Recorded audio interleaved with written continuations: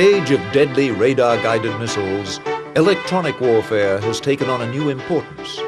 This video ordnance program looks at the little-known world of the aviators of the United States Air Force in Europe who perform the dangerous electronic warfare mission.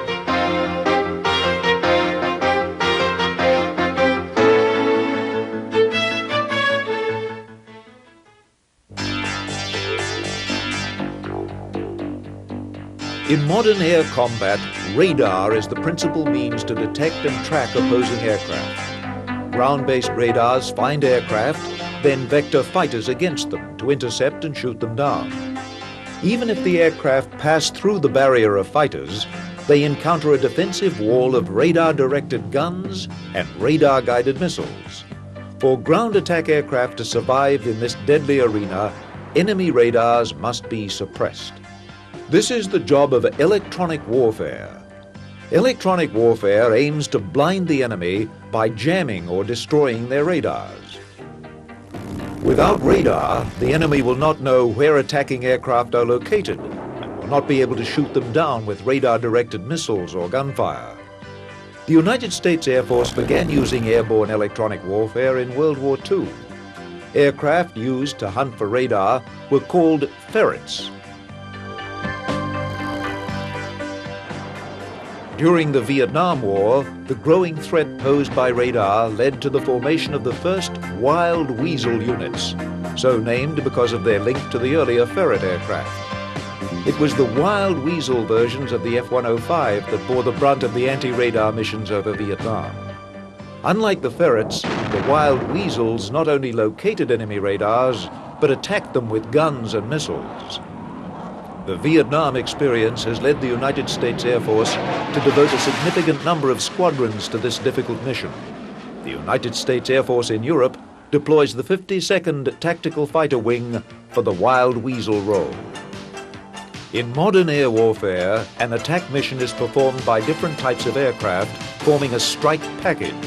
The strike package includes attack aircraft to deliver bombs against targets. Fighters defend the attack aircraft and the strike package from enemy fighters. And finally, the third element of the strike package, the electronic warfare aircraft, protect the fighters and bombers of the strike package from the radar threat.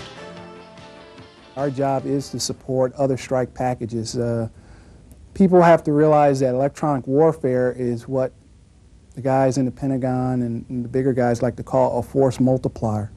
If we were to send a package by itself into a specific target area without electronic warfare support from Wild Weasels, EF-111s, or Compass Call, their rate of destruction or their rate of being engaged by the enemy is astronomical, versus when we're on station doing our job, taking out the enemy's eyes, it being extremely low. In other words, we allow that third or fourth man to get to his target pretty much unscathed, and that's why we're there. Electronic warfare tactics are based on a triad of aircraft. The Wild Weasels attack and destroy radars, the EF-111 Ravens jam the radars electronically, and the EC-130 Compass Call jams the enemy communication nets that connect the radars to the enemy missile batteries. Its importance, of course, can't be understated. Without us, there'll be unacceptable losses on the part of other ground attack aircraft or penetrating interdiction-type aircraft. The assignment of the Wild Weasel pilots is one of the most dangerous in the field of tactical air power. The Wild Weasel motto, "First in, last out," tells the story. The Wild Weasels will be the first element of the strike package to enter enemy airspace, paving the way for the attack force. And they will be the last to leave, acting as a defensive electronic rear guard.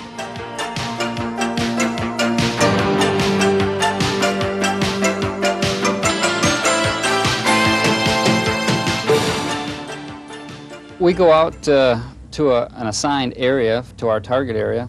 We usually go out there first and ahead of a package, and our job is to locate those radars and bring them down, suppress the radars, kill them if we can. And the other airplanes are dependent on us to keep those SAMs down for them as they go through to their targets. So we're out there on the front line for most of the time while we're flying. The success of the Wild Weasels in Vietnam convinced the Air Force to include this novel mission as part of its normal peacetime force structure. In fact, the United States Air Force in Europe is the only one in NATO with dedicated anti-radar units.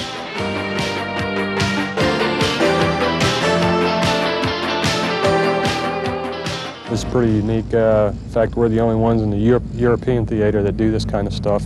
Probably 3 other units in the whole world that are dedicated solely for knocking out radar sites. And it's the only one in Europe, one in California, and one in the Philippines, and that's it. After Vietnam, equipment changed, but the Wild Weasel mission remained the same. The F-4 Phantom had been the United States Air Force's primary fighter aircraft in Vietnam. With the arrival of the newer F-15 Eagle fighter in the late 1970s, the Phantoms switched roles, becoming Wild Weasels instead. The aircraft is getting old, but with a proper crew, a good front seater and good back seater, I think it's still a very viable aircraft, and I wouldn't be afraid to take on anybody with it. The Phantom is well suited to the electronic warfare role. It is a large aircraft capable of carrying the many electronic sensors needed to detect enemy radar emissions. Equally important, it has a second crewman who can monitor the many sensors as the pilot flies the aircraft. This second crewman is called the EWO, which stands for Electronic Warfare Officer.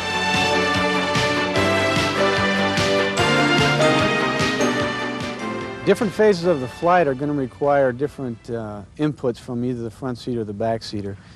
To a large degree, the Wild Weasel mission is specifically an electronic warfare officer, or EWO's, job. My task as a pilot is going to be to get him safely into the area and safely back. Once we start approaching the target area, there's not a lot that I'm going to be doing specifically for the mission. He is going to be tasked for almost everything.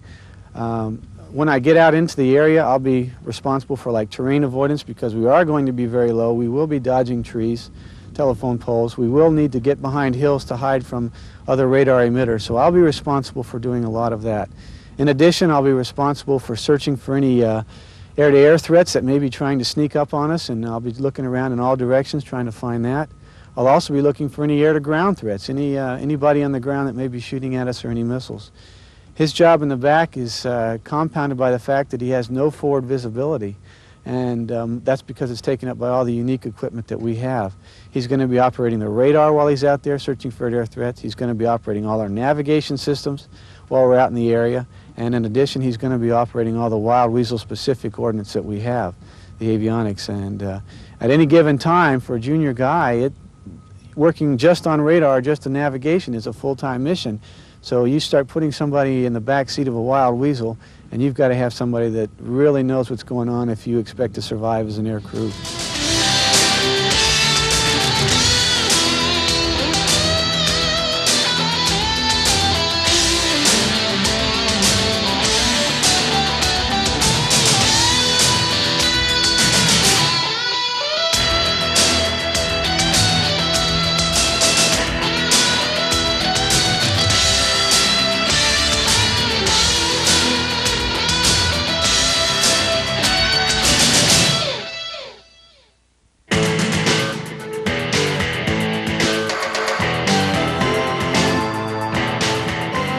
In the early 1980s, the F-4 was the only Wild Weasel aircraft. A pair of F-4s would work as a hunter-killer team. Specially modified F-4Gs acted as the hunter, sniffing out enemy radars, while the F-4E fighters carried the weapons to attack the radars. In recent years, the 52nd Tactical Fighter Wing in Spangdahlem, Germany, has teamed the F-4G Phantom with the smaller F-16 Fighting Falcon. The smaller F-16 is more agile than the older F-4 and more capable of defending the hunter-killer team against enemy fighters. This new configuration took some adjustment. I think the hardest part for me to transition to that was trying to transition to the relative size and the difference. And when you start flying with F-4s and other F-4s, you learn to visualize the turns and how fast they can turn and how quickly they can react. When you first start flying with an F-16 that's got an instantaneous turn rate and instantaneous acceleration, you can no longer predict like you used to with other aircraft where he's going to end up. And he's significantly smaller than we are, so that makes it very hard to keep him in sight, especially in German weather where the visibility may be very low or the cloud decks. And so if you start pushing him out too far, it gets to be very challenging to keep him in position where he can react quickly to threats behind you, threats that may be shooting at you, or to get him into position where he can employ his ordnance. Both the F-4 and F-16 are armed for the Wild Weasel mission. Although the F-16 is primarily responsible for attacking the radar sites, the F-4s provide backup and can carry out the anti-radar attack as well.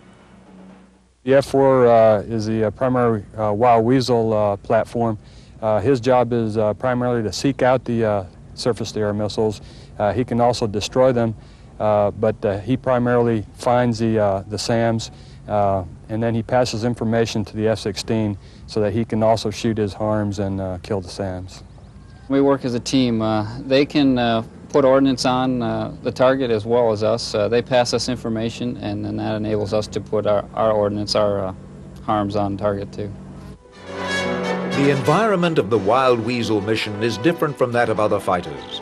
The Wild Weasel team often operates at very low altitudes, using terrain features such as hills to mask their aircraft from enemy radars.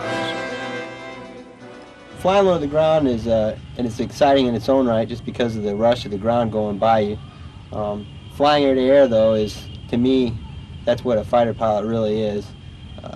I enjoy flying air to ground, though, because it offers me a chance to diversify and it keeps all my skills honed, air to air and air to ground, because you have to do both to win the war. The F-16's contribution to the Wild Weasel mission is tailored to its particular virtues. It is a small, very agile fighter, ideally suited to either dogfighting or treetop level attack. Because the Wild Weasels will be at the very tip of an attacking strike package, the Wild Weasel team will have to be able to defend itself against enemy fighters. In order to get to the target area, you're going to have to fight your way there, and part of that is flying air to air and defending yourself, and if necessary, be offensive in order to get to the target area. We do quite a bit of air-to-air training. The squadron on a whole is anywhere from 30 to 50% of our sorties would be a ballpark figure. Air-to-air training is, of course, basic to any kind of application of aerial tactics. If you can fly a good air-to-air sortie, then you'll probably be able to do other missions very well. The F-16 represents a new generation of fighter aircraft, nearly a decade more advanced than the F-4 Phantom. It is the first combat aircraft to employ fly-by-wire controls, a method of flight controls relying on computer-assisted stabilization instead of the conventional mechanical and hydraulic systems. Not surprisingly, the F-16 has been dubbed the electric jet. We call it the last of the sports models. It's extremely easy to fly. Very sophisticated electronics, avionics suite make it a system that doesn't require a whole lot of attention on the part of the pilot to flying the airplane. It gives us a lot of freedom to be looking outside and working on the tactical portion of our mission rather than on trying to fly the airplane itself. It is an age-old rule of air combat that it's the enemy you don't see who is your greatest danger.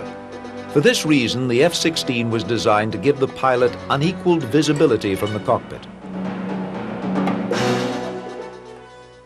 You get an excellent view. The way you're sitting out here, you really can't even see your wings, so you have an incredible amount of field of view around you, either to your right, to your left, and in front of you, and even behind you, because you're sitting above most of the fuselage of the aircraft.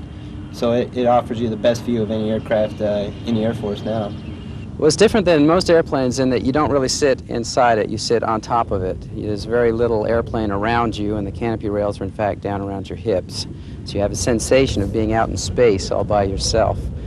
We think of it as being on the tip of a pencil, and it's almost like the airplane is attached to you.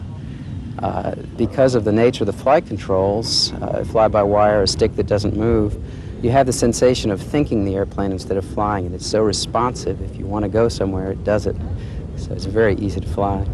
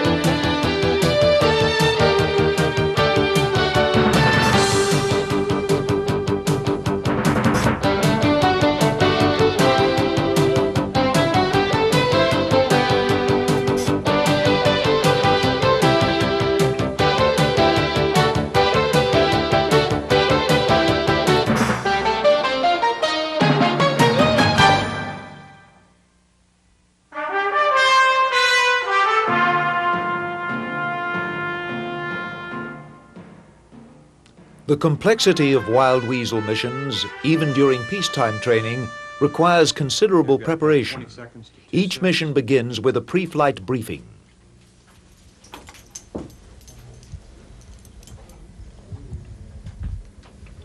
10 seconds. 5, 4, 3, 2, 1. Hack 2-6.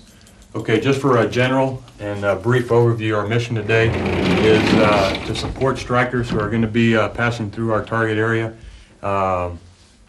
We want to suppress threats for a 10-minute period, and just briefly want to do corridor ops for that entire 10-minute TOS. In addition to that, we want no air-to-air or air-to-ground losses en route in the target area and our return flight home. For our overview, start, taxi, takeoff will be squadron standard, start on time, and the first call you should hear from me is on red 1 minute prior to taxi. I'll set up the scenario so that we go wild weasel versus fighter. I'll designate that, I'll designate the blot so that we're avoiding each other by 1,000 feet. Okay, primary objective there is to practice our commit criteria. I want the fighter to be either a persistent or non-persistent band in that case, for the weasel to make that decision whether he can avoid or whether he's going to be forced to emerge. Okay, now in the target area, Craig? We're facing a divisional size threat array with all the associated radars and surface-to-air missiles, AAA. Okay, ALE-40, ALQ-131 pod, all your self-protection equipment set up in accordance with the EC standards, and obviously have your weapons delivery switches all set for harm deliveries. Shot timing, we want to space our shots to cover our time on station. We've got 10 minutes in the area and want to be getting missiles off to cover that whole period. First one we'll call a kilo type attack, basically in-trail shot. You'll see us turn inbound to the threat with no other visual signals. You'll end up in about a 1 to 2 mile trail there, and the preparatory signal for the shot is a wing rock. Okay, when you see the wing rock, go ahead and set your switches for the primary threat if we break left, and the secondary threat if we break right.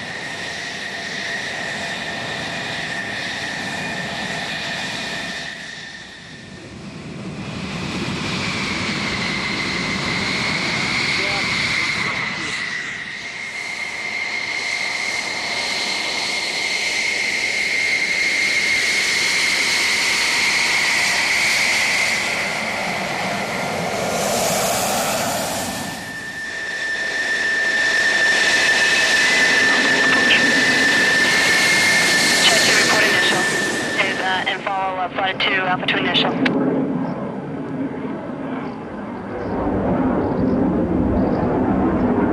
Understand, Flight 2. 387 you. Agent 3, thank you. Tag 1, clear ground.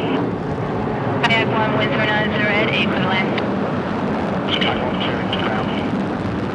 Flight 2, base, gear down to land. Tag 2, clear to land, wind 090 at 8. Land, Flight 2. Tag 1, stream all initial. Tag 1, break departure for departures. Tag 1, go.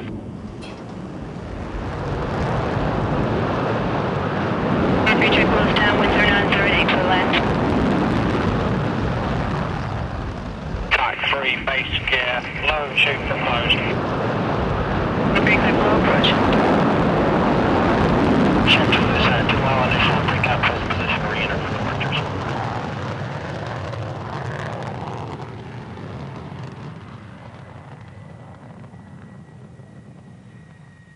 The wild weasel can significantly impact the success or failure of a mission because we are the only unit around, we are the only type of aircraft or system available in the world now that can go after these mobile emitters and these mobile AAA and SAM sites, pick them out, identify them, and either take them out with our missiles or else send in some other aggressors to take them out as well.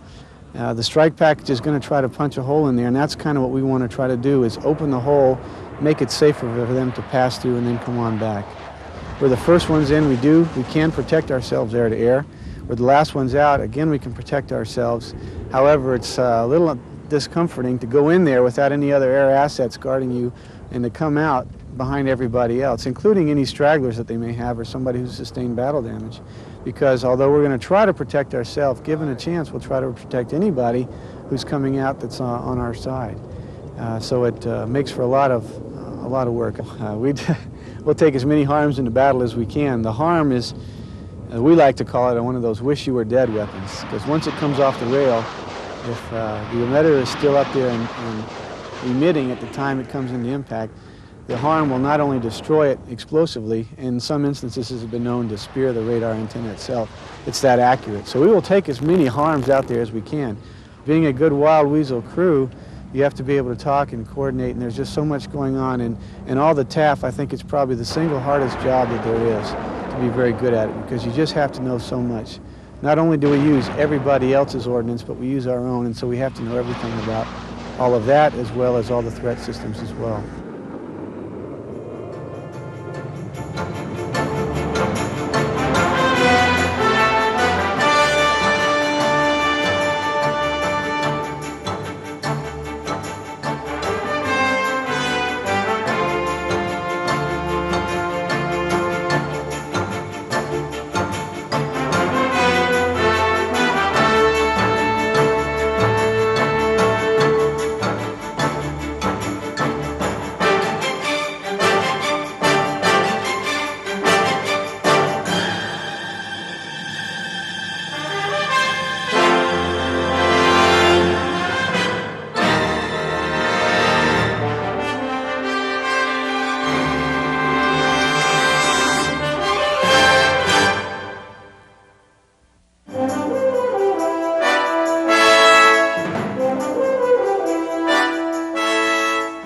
There is more than one way to deal with enemy radars. Wild weasels destroy enemy radars one at a time.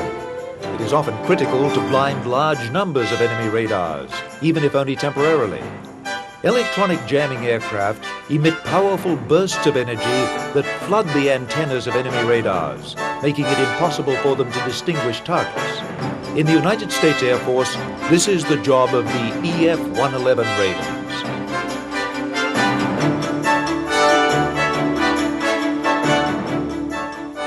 It's the aircraft that takes out the enemy's eyes.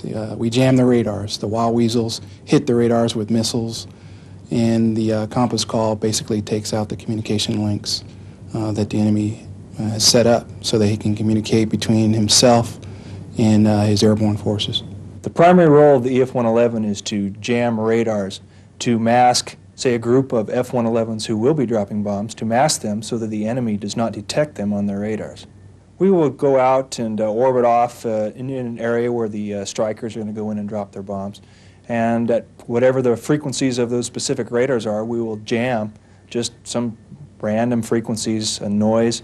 And hopefully, by doing this, the scopes of the enemy radars will become so cluttered up that they won't be able to pick out where the strikers are. The EF-111 Raven was developed on the basis of the F-111 strike aircraft. Instead of carrying bombs and missiles, its interior has been packed with a sophisticated array of electronic jamming equipment. As in the case of the F-4 Wild Weasel, the EF-111 has a crew of 2 to accomplish its mission.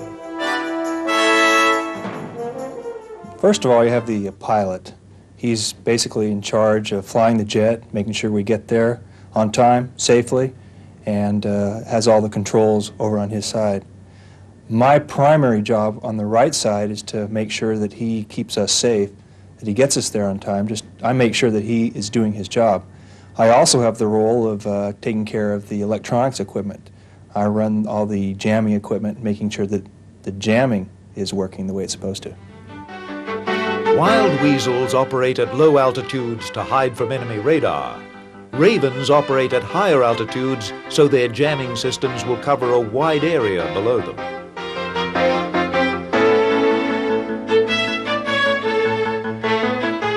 When the aircraft was redesigned as an EF-111, it kind of changed our entire role as an F-111 type of platform. F-111s have a tendency to go low levels, fast, ingress into target areas, drop bombs, and then come back out, medium or high level. EF-111s, however, although we maintain the same type of terrain following radar capability as well as low level altitude and airspeed, our mission is pretty much medium to high altitude. So we can use low level as an advantage toward ourselves in defensive reactions. However, we like to do most of our mission medium to high altitude. That's the way we work. To support a strike package during its attack, the wild weasels will go in first to destroy particularly dangerous radar sites. The Ravens will orbit near the attack area, broadcasting jamming signals at the many other radars not directly attacked by the wild weasels. Other jamming aircraft, such as the Compass Call, will jam the radio links between radar sites and command centers, preventing the enemy radar net from coordinating its activities.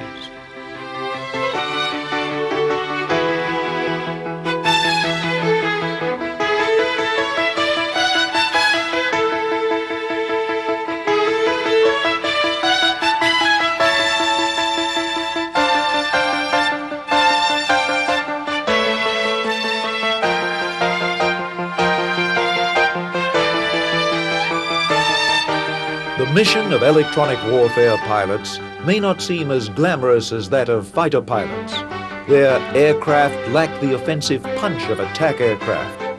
But it is the electronic wizardry of the wild weasels and the Ravens that can make the critical difference between defeat and victory in modern air combat.